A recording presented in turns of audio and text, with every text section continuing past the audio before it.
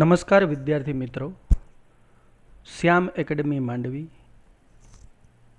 હું ભીમાણી સર, ધોરણ 12 ગુજરાતી માધ્યમ વિજ્ઞાન પ્રવાહ માટે વિષય કોમ્પ્યુટર અને કોમ્પ્યુટરના આ ઓનલાઈન લેક્ચરને શરૂ કરતાં પહેલાં લોકડાઉન પહેલાં અગાઉ આપણે ક્લાસની અંદર ધોરણ 12 માટે કોમ્પ્યુટરની શરૂઆત કરેલી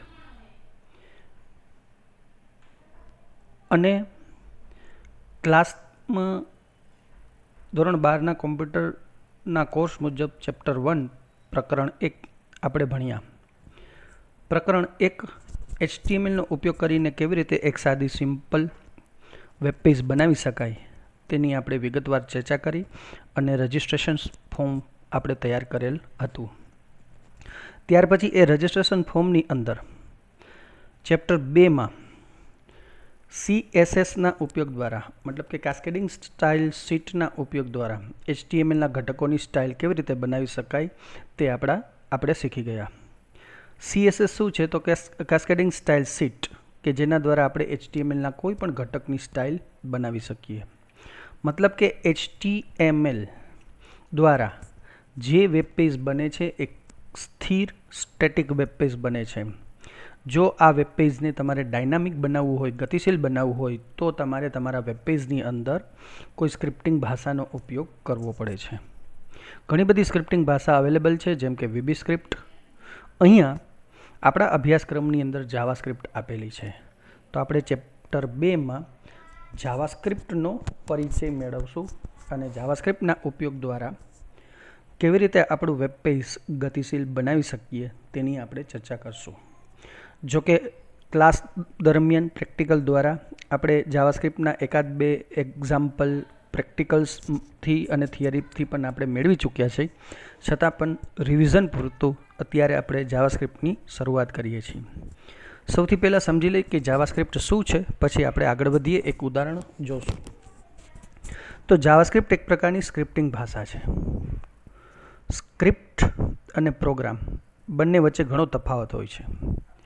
સામાન્ય રીતે સ્ક્રિપ્ટ એ ક્રમબદ્ધ સૂચનાઓનો ગણ હોય છે, જ્યારે પ્રોગ્રામ એક ક્રમબદ્ધ સૂચનાઓનો સમૂહ હોય છે. બીજી એક બાબત, સ્ક્રિપ્ટ એવી વસ્તુ છે કે જેમાં સૂચનાઓનો અમલ વારંવાર થાય છે. મતલબ કે જ્યારે કોઈ ઘટના બને ત્યારે ઘટનાની પ્રતિક્રિયા આપવા માટે આપણે જાવાસ્ક્રિપ્ટનો ઉપયોગ કરીએ છીએ. જ્યારે પ્રોગ્રામ એવી વસ્તુ છે, જેમ કે C++ કે જાવા દ્વારા જે તમે પ્રોગ્રામ લખો છો, એ પ્રોગ્રામ એવી વસ્તુ છે કે પ્રોગ્રામની બધી સૂચનાઓનો અમલ એક સમયે એક સાથે જ કરવામાં આવે છે.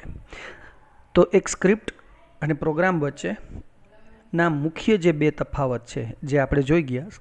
તો સ્ક્રિપ્ટ શું છે? એક પ્રકારનું ક્રમબદ્ધ સૂચનાઓનો ગણ છે. અહીંયા આપણે જે જાવાસ્ક્રિપ્ટની વાત કરીએ છીએ એ જાવાસ્ક્રિપ્ટ છે શું? સૌથી પહેલાં સમજી લઈએ કે આજે ઇન્ટરનેટનો જમાનો છે. ઇન્ટરનેટ ઉપર હજારો વેબસાઇટ રોજ બને છે. દરેક વેબસાઇટ એટલે વેબ પેજીસનો સમૂહ છે.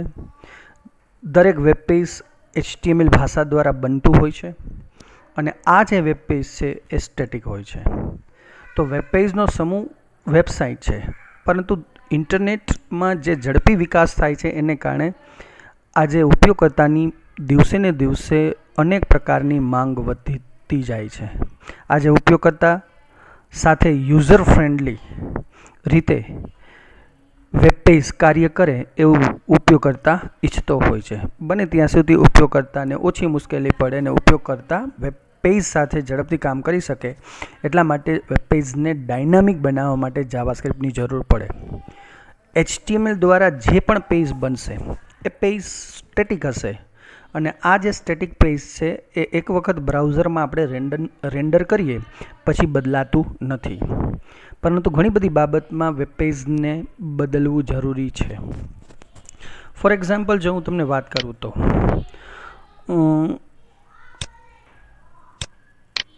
ઇન્ટરનેટ શું છે, તો એની પણ આપણે અગાઉ ચર્ચા કરી ચૂક્યા છીએ કે ઇન્ટરનેટ એટલે શું?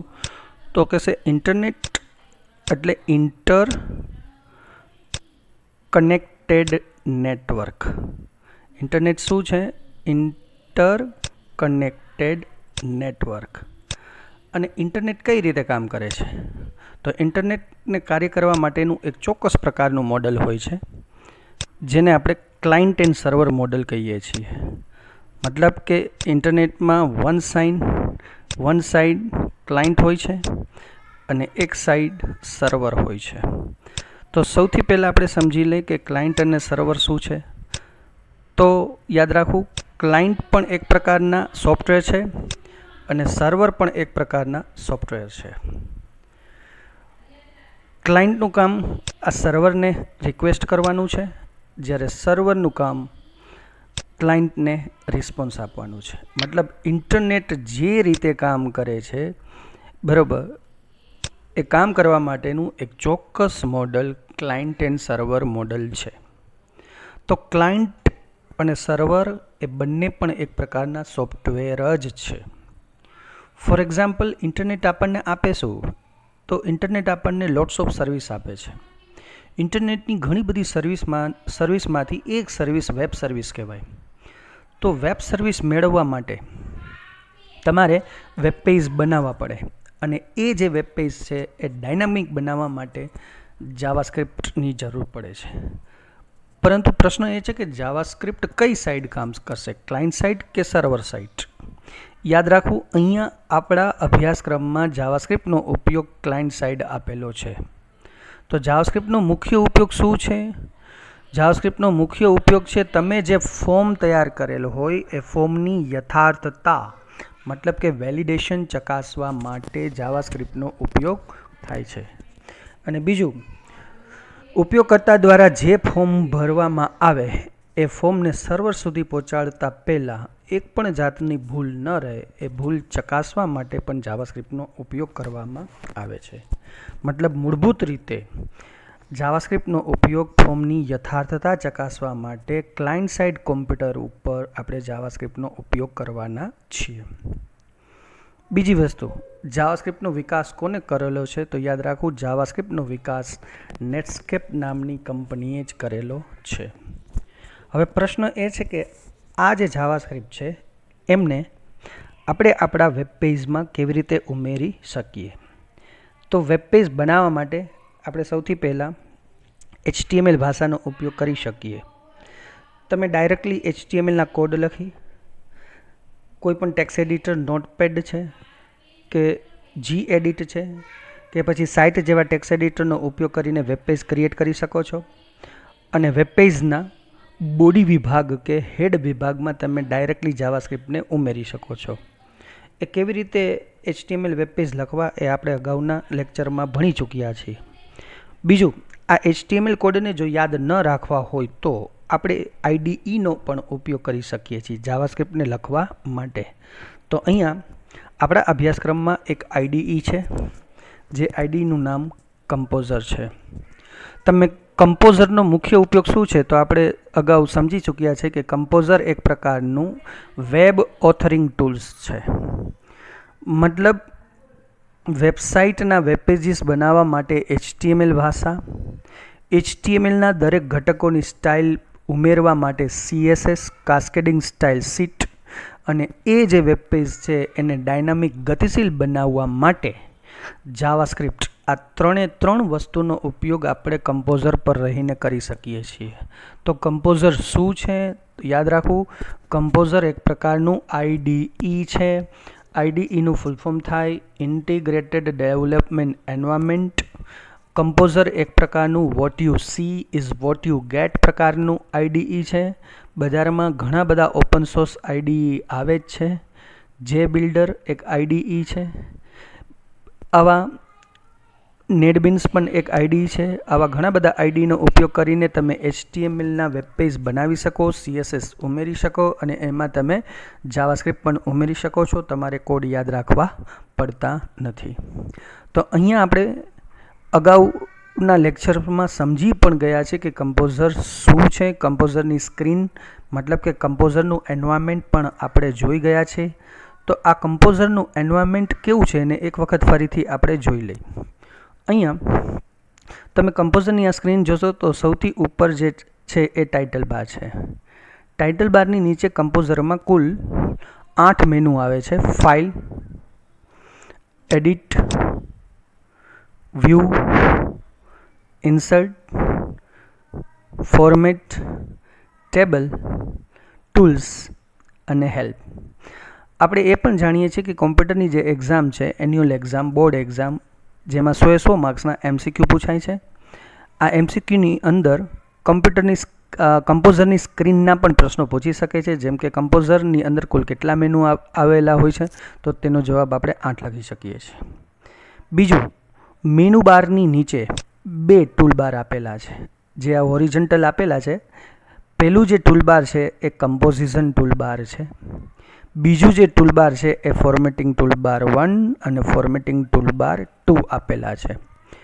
ફોર્મેટિંગ ટૂલબાર 1 અને ફોર્મેટિંગ ટૂલબાર 2 એ કમ્પોઝરની અંદર ફોર્મેટિંગને લગતું કામ કરી શકે. જેમ કે કોઈ અક્ષરો છે ને બોલ્ડ, ઇટાલિક, અંડરલાઇન, પછી એમની અલાઇનમેન્ટ્સ સેટ કરવી, લેફ્ટ, સેન્ટર, રાઇટ, અથવા તો ફોર જસ્ટિફાઈઝ, અથવા તો જે ટેક્સ્ટ છે એને નંબરિંગ કરવું હોય, બુલેટ્સ આપવા હોય, અથવા તો ઇન્ડેન્ટ અને ટેબ સેટ કરવા હોય, તો તમે ફોર્મેટિંગ ટૂલબાર 1 અને ફોર્મેટિંગ ટૂલબાર 2નો ઉપયોગ કરી શકો છો. બીજું, કમ્પોઝરની અંદર મુખ્ય જે ટૂલબાર ઉપર આપેલું છે એ કમ્પોઝિશન ટૂલબાર છે. આ કમ્પોઝિશન ટૂલબાર દ્વારા તમે નવી ફાઇલ બનાવી શકો, અગાઉ બનાવેલ વેબ પેજને ઓપન કરી શકો, સેવ કરી શકો. એક વખત તમારી વેબસાઇટ જનરેટ થયા પછી તમે એને વેબ સર્વર ઉપર પબ્લિશ કરી શકો, અપલોડ કરી શકો. એ જ રીતે તમે તમારા વેબ પેજની અંદર લિંક ઉમેરી શકો, એન્કરિંગ કરી શકો, ઇમેજીસ એડ કરી શકો, ટેબલ ફોર્મ પણ તૈયાર કરી શકો, અને CSS મતલબ કે કાસ્કેડિંગ સ્ટાઇલ શીટનો સીધો જ તમે વેબ પેજમાં ઉપયોગ કરી શકો છો. કમ્પોઝરની જે મધ્ય સ્ક્રીન છે, in the left side of the screen is site manager. મતલબ કે મધ્ય સ્ક્રીન છે એના 2 ભાગ પાડેલા છે. ડાબી જે સાઈડ છે, અહીંયા જે આપેલી છે આપણે ડાબી સાઈડ, એ સાઇટ મેનેજર છે. સાઇટ મેનેજરનું કામ શું છે? નેવિગેશન માટે છે. સાઇટ મેનેજરને શરૂ કરવા માટેની જે શોર્ટકટ કી છે એ F9 કી છે. તમે F9 કીનો ઉપયોગ કરીને સાઇટ મેનેજરને ચાલુ અને બંધ કરી શકો છો. બીજું, જો કે આપણા અભ્યાસક્રમમાં સાઇટ મેનેજરનો બહુ ઉપયોગ આપેલો નથી, પણ યાદ રાખો સાઇટ મેનેજરનો ઉપયોગ નેવિગેશન માટે છે. મતલબ કે તમે ડાયરેક્ટ તમારા કોમ્પ્યુટર ઉપરથી રિમોટ કોમ્પ્યુટર ઉપર રહેલી ફાઇલોને તમે કે સર્વર પર રહેલી ફાઇલોનો તમે સીધો જ ઉપયોગ કરી શકો છો. જ્યારે કમ્પોઝરની જે મધ્ય સ્ક્રીન છે, આ ભાગ છે, બ્લેન્ક પેજ જે આપેલું છે એ અનટાઇટલ્ડ, અત્યારે નામ વગરનું એક બ્લેન્ક વેબ પેજ જ આપેલું છે. તો મધ્ય સ્ક્રીન એક બ્લેન્ક વેબ પેજ હોય છે. બીજું, કમ્પોઝરની મધ્ય સ્ક્રીનની જમણી બાજુ નીચે અહીંયા એક એડિટિંગ ટૂલબાર આપેલું છે, જેમાં 3 મુખ્યત્વે એડિટિંગ ટૂલબારના 3 મોડ આપેલા છે: પ્રિવ્યૂ, નોર્મલ અને HTML ટેગ વ્યૂ. આ 3 મોડનો પણ આપણે અભ્યાસ અગાઉ કરી ચૂક્યા છીએ જ. બરાબર. તો એડિટ મોડ ટૂલબાર, જેના કુલ 3 મોડ આવે: પ્રિવ્યૂ, નોર્મલ અને HTML ટેગ વ્યૂ. અને બીજું, કમ્પોઝરના મધ્ય ભાગની સ્ક્રીનની ડાબી બાજુ 3 ટેબ પણ આપેલા છે: ડિઝાઇન ટેબ, સ્પ્લિટ ટેબ અને સોર્સ ટેબ. તમે આ 3 ટેબનો ઉપયોગ કરીને વેબ પેજ ડિઝાઇન કરી શકો છો. તમે વેબ પેજના જે વિભાગ ઉપર કામ કરતા હોય તો તેમના HTML કોડ પણ ત્યાં તમે જોઈ શકો છો. અને સાથે સાથે સમગ્ર વેબ પેજના બધા કોડ જોવા માટે સોર્સ વિભાગનો પણ ઉપયોગ કરી શકો છો. તમે અત્યારે જોઈ શકો છો કે જો સોર્સ વિભાગનો ઉપયોગ કરો છો તો એક HTMLનું જે સામાન્ય માળખું છે એના જે કોડ હોય એની જાતે જ લખાઈ જાય છે. જેમ કે HTML હેડ, ટાઇટલ, /head, બોડી, /body અને /HTML. મતલબ કે તમને જે બ્લેન્ક વેબ પેજ આપેલું છે એ બ્લેન્ક વેબ પેજ માટેનું HTML સ્ટ્રક્ચર સોર્સમાં તમને સીધું જ મળી જાય છે. તમે ડાયરેક્ટલી પણ આ સોર્સ કોડની અંદર કોઈ પણ ટેગ ટાઈપ કરી, બરાબર, અને તમે સીધા જ HTMLના વેબ પેજને બનાવી શકો છો. ફોર એક્ઝામ્પલ, ધારો કે મારે એવું કરવું છે કે મારું જે વેબ પેજ છે એનું ટાઇટલ મારે આપવું છે કે હું જે વેબ પેજ બનાવું છું એ વેબ પેજ એક પ્રકારનું વેલિડેશન માટેનું છે. તો વેલિડેશન ફોર્મ એવું એને હું ટાઇટલ આપી દઉં તો ડાયરેક્ટલી તમને તમારા વેબ પેજની અંદર ટાઇટલ બારમાં વેલિડેશન ફોર્મ પણ બતાવશે. બીજું, કમ્પોઝરની સૌથી નીચે અહીંયા તમે જોઈ શકો છો સ્ટેટસ બાર આપેલું છે. સ્ટેટસ બારનું કામ શું છે? સ્ટ્રક્ચર, મતલબ કે માળખું દર્શાવવું. તમે જેમ જેમ વેબ પેજની અંદર આગળ ને આગળ કામ કરતા જશો તેમ ઘણા બધા HTMLના ઘટકો ઉમેરતા જશો. કોઈ પણ ઘટક ઉપર જ્યારે ક્લિક કરશો તો એ ઘટક HTMLના સ્ટ્રક્ચરમાં કયા સ્થાન ઉપર આવે છે તે તમે ત્યાં જોઈ શકશો. એની ઉપર DOM એક્સપ્લોરર આપેલું છે. તો વોટ ઇઝ DOM? DOMનો મતલબ થાય ડોક્યુમેન્ટ ઓબ્જેક્ટ મોડલ. આ જે બ્લેન્ક વેબ પેજ છે, સૌથી પહેલાં એક વખત આપણે આ ફાઇલને સેવ કરી દઈ. Ctrl+S આપશું. આપણી જે ફાઇલ છે એને અત્યારે હું ડેસ્કટોપ ઉપર વેલિડેશન ફોર્મના નામથી હું સેવ કરી દઉં છું. હવે આ ફાઇલનું પ્રિવ્યૂ જોવા માટે હું શોર્ટકટ કી F5નો ઉપયોગ કરીશ. એટલે બ્રાઉઝરની અંદર મને વેલિડેશન ફોર્મનું વેબ પેજ બતાવશે. આ વેબ પેજ જે બ્લેન્ક છે, બ્લેન્ક એ ડોક્યુમેન્ટ છે. તો એ બ્લેન્ક ડોક્યુમેન્ટની અંદર ઘણા બધા ઓબ્જેક્ટ આપેલા છે. હજી સુધી આપણે ડોક્યુમેન્ટ ઓબ્જેક્ટની અંદર બીજા કોઈ પણ ઓબ્જેક્ટ એડ કર્યા નથી, પરંતુ ખુદ ડોક્યુમેન્ટ ઓબ્જેક્ટ છે એ વિન્ડો ઓબ્જેક્ટની અંદર આપેલી છે. બરાબર. તો સૌથી પહેલાં આપણે જાવાસ્ક્રિપ્ટને સમજવી હોય તો જાવાસ્ક્રિપ્ટને સમજતા પહેલાં આપણે બોમ્બને શીખવું પડે. મતલબ કે બ્રાઉઝર ઓબ્જેક્ટ મોડલને પણ જાણવું પડે. હવે પછીના લેક્ચરમાં આપણે એ બ્રાઉઝર ઓબ્જેક્ટ મોડલની પણ વ્યવસ્થિત રીતે ચર્ચા કરશું. તો આપણે જે રીતે વાત કરી કે એક સિમ્પલ જાવાસ્ક્રિપ્ટ આપણે કેવી રીતે એડ કરી શકીએ, તો એના માટે આપણે એક વેબ પેજ બનાવવું પડશે. તો આપણે એક સિમ્પલ વેબ પેજ બનાવવાની શરૂઆત કરીએ છીએ. આ જે વેબ પેજ છે એને હું એક હેડિંગ આપી દઉં છું. હેડિંગની અંદર આપણે એવું લખીએ છીએ using JavaScript in web page, મતલબ કે જાવાસ્ક્રિપ્ટનો ઉપયોગ વેબ પેજમાં કેવી રીતે કરી શકાય. હવે વેબ પેજની અંદર આપણે એક ફોર્મ ઉમેરશું. તો ફોર્મ ઉમેરવા માટે ઇન્સર્ટ મેનુનો ઉપયોગ કરશું. ઇન્સર્ટ મેનુમાં ફોર્મની અંદર ડિફાઇન ફોર્મ નામનો ઓપ્શન આપેલો છે. તો કોઈ પણ ફોર્મ ઉમેરતા પહેલાં ફોર્મને ડિફાઇન કરવું જરૂરી છે, કારણ કે ફોર્મ પણ એક ઓબ્જેક્ટ જ છે જે ડોક્યુમેન્ટ ઓબ્જેક્ટની અંદર સામેલ કરવામાં આવશે. આપણે જે ફોર્મ બનાવીએ છીએ એ ફોર્મનું નામ ડિફાઇન ફોર્મ કરશો એટલે ફોર્મ પ્રોપર્ટીઝ નામનો ડાયલોગ બોક્સ આવશે. અને આ ડાયલોગ બોક્સની અંદર સેટિંગ સેક્શનની અંદર ફોર્મ નેમ, ફોર્મનું એક્શન URL અને મેથડની વેલ્યુ આપણે માત્ર સિલેક્ટ કરવાની છે. જો કે નેમ, એક્શન અને મેથડ આ ફોર્મ ઘટક સાથે સંકળાયેલી લાક્ષણિકતા છે, જેની પણ આપણે ચર્ચા HTML દ્વારા ડાયરેક્ટલી ફોર્મ બનાવતી વખતે ચર્ચા કરી ચૂક્યા છીએ. આપણે જે આપણું ફોર્મ છે એ ફોર્મનું નામ ફોર એક્ઝામ્પલ RFRM શોર્ટકટમાં રાખીએ છીએ, મતલબ રજિસ્ટ્રેશન ફોર્મ. કેપિટલ કે સ્મોલ લખશો તો ચાલશે, કારણ કે HTML છે એ કેસ સેન્સિટિવ નથી.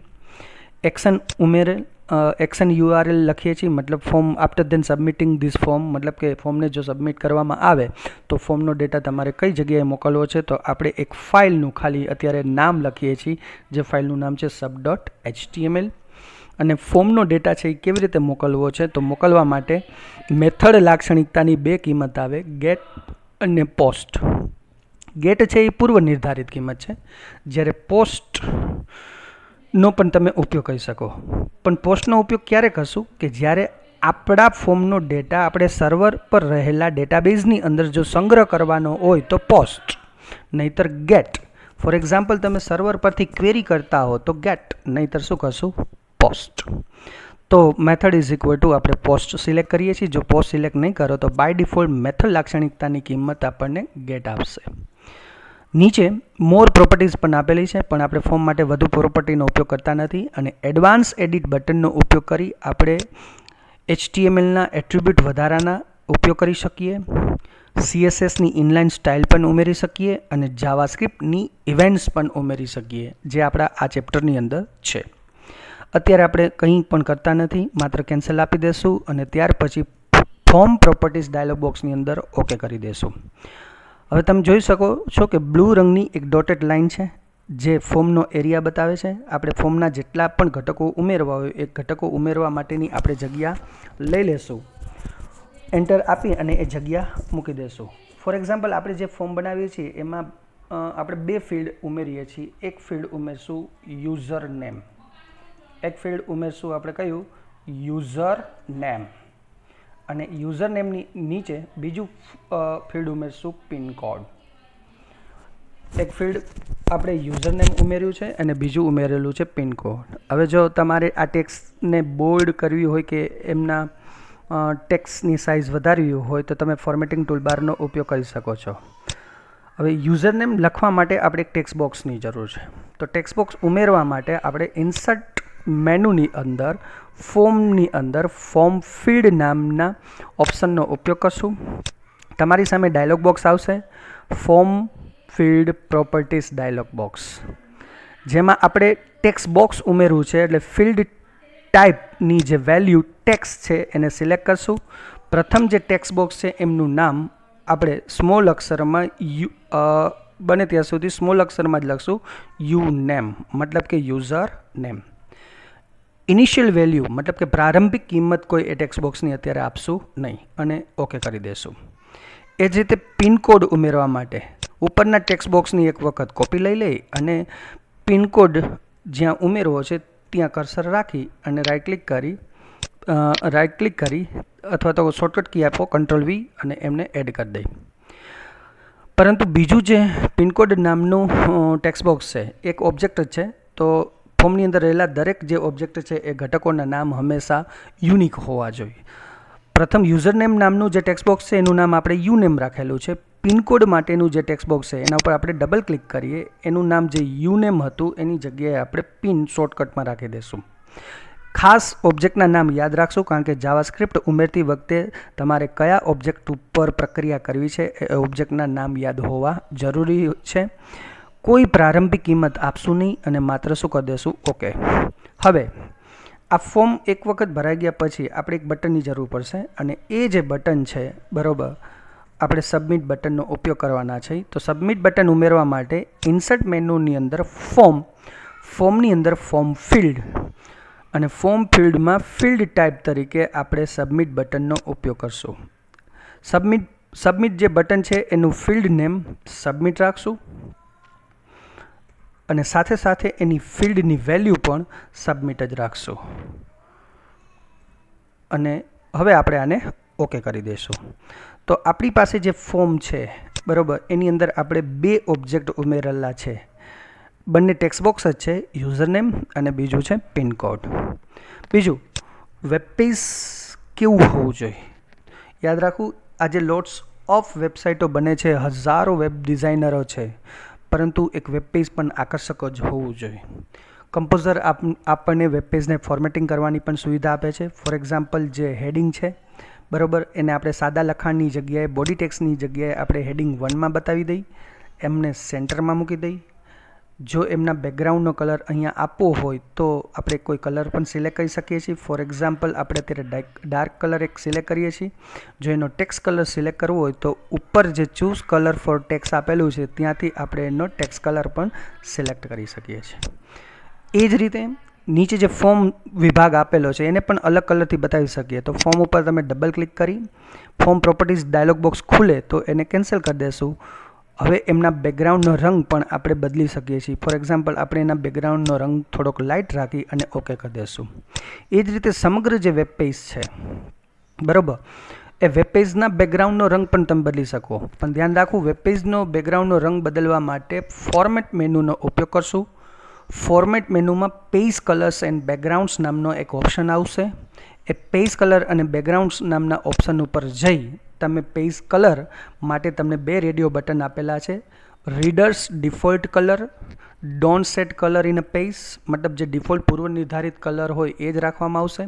અથવા તો use custom colours, you can also select your choice, મતલબ તમે તમારી ચોઇસ પ્રમાણે પણ તમે કલરને સિલેક્ટ કરી શકો છો. We want to change the background colour, then select background. અને અહીંયા આપણે કલર નામનું જે ટેબ્સ આપેલું છે એ ટેબ્સ ઉપરથી આપણે બેકગ્રાઉન્ડ કલર સેટ કરવા માટે કોઈ એક બેકગ્રાઉન્ડ કલર પણ સિલેક્ટ કરી શકીએ છીએ. અત્યારે આપણે એક બેકગ્રાઉન્ડ કલર પણ મૂકી દઈશું બરાબર. તો અહીંયા એક સાદા વેબ પેજની આપણે રચના કરેલી છે અને હવે આપણે એને સેવ કરશું. જ્યારે આ વેબ પેજને તમે બ્રાઉઝરમાં જોશો, મતલબ કે રેન્ડર કરશો એટલે વેબ પેજ ક્યાં ખુલશે? બ્રાઉઝરમાં. પણ તમે જોઈ શકો કે આપણું વેબ પેજ આપણે HTMLથી જ બનાવેલું છે. તમે રાઈટ ક્લિક કરી, બરાબર, તમે જે વેબ પેજ છે એ વેબ પેજના કોડ તમારે જો જોવા હોય તો તમે ડાયરેક્ટલી સોર્સમાં જઈ અને વેબ પેજના તમે કોડ જોઈ શકો. અહીંયા જેટલા પણ કોડ આપેલા છે એ અત્યાર સુધીમાં બધા કોડ ઓટોમેટિકલી જનરેટ કમ્પોઝર દ્વારા થયેલા છે. આ બધા કોડ HTMLના છે. પણ HTMLથી બનેલું આ જે વેબ પેજ છે એ તમે અહીંયા જોઈ શકો છો. એક પ્રકારનું કેવું વેબ પેજ છે? સ્ટેટિક છે, સ્થિર છે, મતલબ ડાયનામિક નથી. બ્રાઉઝરમાં રેન્ડર કર્યા પછી આ જે વેબ પેજ છે એને બદલી શકાતું નથી. હવે ફોર્મ છે જ. ફોર એક્ઝામ્પલ તમે અહીંયા યુઝરનેમ પણ લખી શકશો, તો યુઝરનેમ પણ લખી શકાય છે. અને પિનકોડ લખવો હોય તો તમે પિનકોડ પણ લખી શકો છો. પણ તમે જે એન્ટર વેલ્યુ કરો છો એ તમે જોઈ શકો છો કે ખોટી વેલ્યુ એન્ટર કરો છો. હવે જો આવી ખોટી વેલ્યુ એન્ટર કરીને તમે સબમિટ કરશો તો તમારું ફોર્મ, બરાબર, સબમિટ પણ થશે. પણ સબમિટ માટેની sub.html ફાઇલ આપણે જનરેટ કરેલી નહોતી, બરાબર. પણ તમે જોઈ શકો છો કે ફોર્મ તમારું સબમિટ થાય છે, પણ હકીકતે સબમિટ થવું ન જોઈએ. અથવા તો તમે જો યુઝરનેમ ન પણ લખો, પિનકોડ ન પણ લખો, તો પણ તમારું ફોર્મ છે એ સબમિટ થઈ જશે. હકીકતે એ ફોર્મ સબમિટ થવું ન જોઈએ. જો આવું ભૂલ ભરેલું ફોર્મ સબમિટ થાય તો સર્વર પર આ ફોર્મ જ્યારે ડેટાબેઝની અંદર સંગ્રહ કરવામાં આવે ત્યારે સર્વર પર કામ કરતી ભાષાઓ હોય છે. જેમ કે આપણે ક્લાયન્ટ સાઇડ જાવાસ્ક્રિપ્ટનો ઉપયોગ કરીએ છીએ, એમ સર્વર સાઇડ JSP, જાવા સર્વર પેજીસ નામની પ્રોગ્રામિંગ ભાષા છે. CGI છે, કોમન ગેટવે ઇન્ટરફેસ છે. આ સિવાય PHP, હાઇપરટેક્સ્ટ પ્રી પ્રોસેસર, આવી ઘણી બધી સર્વર પર કામ કરતી પ્રોગ્રામિંગ ભાષાઓ છે. એ સર્વર પર રહેલા ડેટાબેઝની અંદર આ ડેટાને સ્ટોર કરતાં પહેલાં એ ડેટાની યથાર્થતા ચકાસે છે. અને જો ડેટા ભૂલ ભરેલો હોય તો ફરીથી ઈમેલ કરી અને ક્લાયન્ટના કોમ્પ્યુટર ઉપર મોકલવામાં આવે છે. જો આ રીતે એક ભૂલ થતી હોય ને તો એનો મતલબ એવો થાય કે સર્વર અને ક્લાયન્ટ વચ્ચે સ્પીડ ઘટી જાય અને ડેટાનું આવાગમન વધી જાય. તો શું કરવું? મતલબ કે જ્યારે તમે વેબ પેજ બ્રાઉઝરની અંદર જ જ્યારે ફોર્મ ભરો અને બ્રાઉઝરની અંદર જ ફોર્મને સબમિટ કરતાં પહેલાં ફોર્મની બધી ચકાસણી જો કરી લેવી હોય તો તમારે અહીંયા આ જે વેબ પેજ છે એ વેબ પેજની અંદર જાવાસ્ક્રિપ્ટનો ઉપયોગ કરવો પડે, બરાબર. તો આપણે આ વેબ પેજની અંદર જાવાસ્ક્રિપ્ટનો ઉપયોગ કેમ કરી શકાય એ હવે પછીના લેક્ચર્સની અંદર જોશું. આપણું વેબ પેજ તૈયાર જ છે, પણ આપણું જે વેબ પેજ છે એ સ્ટેટિક છે અને આ વેબ પેજને આપણે હવે ડાયનામિક બનાવશું અને ડાયનામિક બનાવવા માટે આ વેબ પેજની અંદર જાવાસ્ક્રિપ્ટનો આપણે ઉપયોગ કરશું. તો નેક્સ્ટ લેક્ચર સુધી બધા વિદ્યાર્થીઓને એક વખત બેસ્ટ ઓફ લક. આ જે લેક્ચર હતો એ માત્ર અગાઉ જે ક્લાસમાં આપણે ભણેલા છે એનું એક માત્ર રિવિઝન હતું. હવે પછીના બધા લેક્ચર 1 by 1 કમ્પ્યુટરની ટેક્સ્ટબુક પ્રમાણે જ જાવાસ્ક્રિપ્ટનો ઉપયોગ કેવી રીતે કરવો એ ચેપ્ટર 2 અને 3ની અંદર આપેલું છે. તો એના બધા ઉદાહરણો આપણે 1 by 1 જોવાના છીએ. તો એક વખત બધા વિદ્યાર્થીઓને મારા તરફથી બેસ્ટ ઓફ લક. અહીંયા આપણે